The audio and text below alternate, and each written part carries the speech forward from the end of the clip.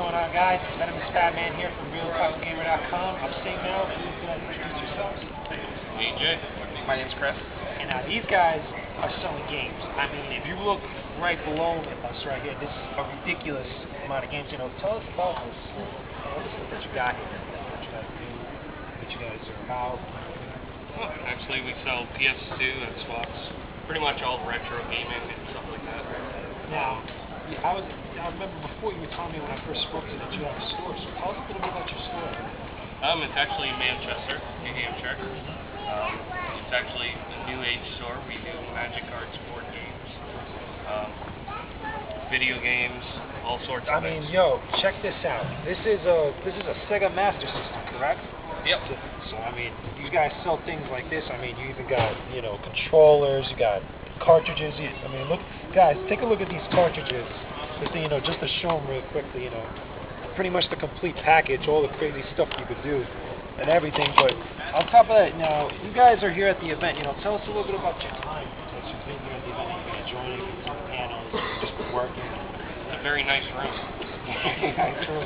I know you guys are right. I know if you get a quick shot behind them, you're good. So just looking by nothing but chairs. Yeah. You know what I mean? The room is I do want to introduce our company. AJ of Level Up Gaming. He runs a video game store. My name's Chris of Tabletop Arena. We run a tabletop gaming store with board games, card games, collectibles. This room specifically is a room that they put together for tabletop and live gaming, where instead of video games, it's all card games, board games. There's a demo section set up so anyone can check out any of our demo games, sit down and play a game. We provide people to help play games with people. We also run $5,000 prize Magic the Gathering tournaments. Yesterday we ran a $5,000 standard tournament with 148 people in attendance, and a Yu-Gi-Oh! Tournament with over $2,000 MSRP of electronic prizes that were given away, including 2 Xbox 360s, 55-inch TV, and an iPad. I believe it's 16-gig models they gave away to players, and all they needed to do to play in the Yu-Gi-Oh! Event was buy a con badge for, I believe it was $10 or $15. The Magic players pay a $30 entry fee to help cover the prize payout, and the Magic tournament qualifies for a $75,000 prize purse event that's going to go on at Wizard World Chicago. I signed up for Wizard World starting in Boston.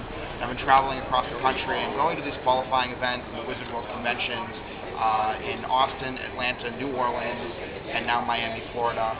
And we're going to continue to travel with the con. They're doing a total of 13 shows on the calendar with 5 more to be announced as soon as they can get contracts. So Wizard World includes the player and the Magic the Gathering, the video games. We're going to be at all of these. So you guys got a really good partnership going on, pretty much for the most part. You guys, I mean, yesterday I was here and I saw all these people, these tables were full, just people playing Magic the Gathering. Now, did you guys really make a killer as far as like, you know, selling different cards and things like that with all these players that were here? Absolutely. Our primary business model is Magic the Gathering dealers come here and obtain inventory. And we've obtained $4,500 wholesale worth of new inventory so far this weekend, and people are still selling these cards. That's amazing. Now, getting back to video games and stuff, did you guys, you know, really make a killer as far as video game sales or anything? Absolutely. Because I know you guys were saying that you guys sell old, kind of like older types of like classic systems and stuff, but like besides the Sega Master System you got here, what are the stuff you're usually really selling? You know, selling fans? Oh, we sold the Atari, we sold Super Nintendo. Atari 2600. Yeah, 2600. You guys, you know, don't believe me. Like here's living proof. I mean, I've yet to see one of these in person. You grabbed the worst Atari game The ever. worst Atari game ever in existence. That, in case your eyes are not deceiving you, this is E.T., the extraterrestrial. I thought this was in New Mexico somewhere. there are most of the copies are buried in New Mexico. I mean, it's ridiculous. I mean, if you guys get a quick shot, if I can get you over here real quickly, you know, some of the stuff that they got here is amazing. I mean, to wash this out of your mouth, let's go over to something a little better. We got the original Donkey Kong, you know, all the other crazy stuff, you know, you even got Pac-Man, Donkey Kong Jr. Yeah. But you also got, I mean, a friend of mine, my editor-in-chief, you know, he's a big fan of, like, much more recent times, like, towards the Sega Genesis era. And I see you guys got a great Sega Genesis collection. You guys even got an awesome Super Nintendo collection. I mean, look at this. You guys picked the original boxes and stuff.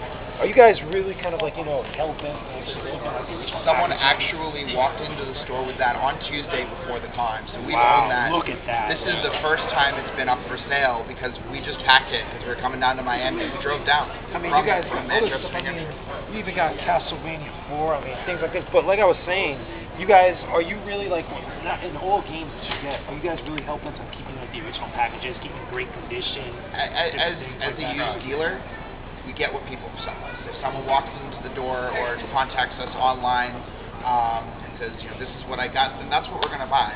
Are we hell-bent on doing it? We don't always have a choice. It's all on what people have in their collection, what they're willing to sell us. But if it was in the original packaging, you would prefer that? We would absolutely pay more for that.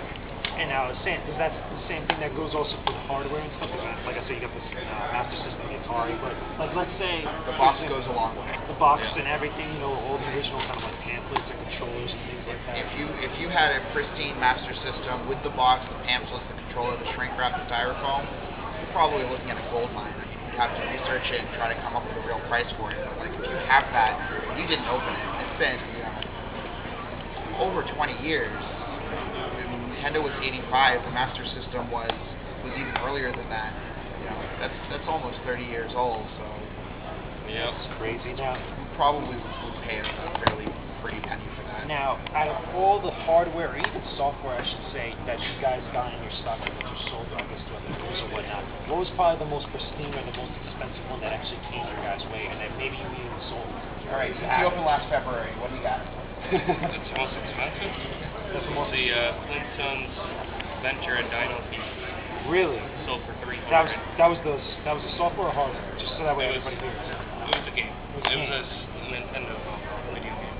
Crazy. Now, what about as far as hardware? Hardware. Yeah, as far as games, consoles or things like that, accessories, anything. That was probably for like $40 or $50, right? Yeah. So I would say. So most of the hardware, unless you've got a box, yeah, we need to put the hardware in players' hands. So the hardware tends to be a lot cheaper because you can't play the game without the hardware. So we try and sell the hardware as cheap as possible. But that's pretty much as far as you guys have gone, as far as like getting something like that value. I had a Virtual Boy. Oh, Virtual Boy, look at that. $200. It had the box and everything. Yeah, that is awesome. Now, another quick question, about hardware. So, do you guys actually take the consoles that you get from people? Do you actually repair them, or do you offer repairs to some of the players? I put them in a room, and I get to them when I get to them. But other than that, they're all tested and everything like that. And they're still in a room. But they're never kind of like modified or never changed or tweaked or anything like that. Alright, so anyway, thank you guys for the interview. Give a big shout out, hold up the sign, give a big shout out to RealTalkingGamer.com. RealTalkingGamer.com! Woo! Okay, we'll talk to you guys again soon. Later. All right.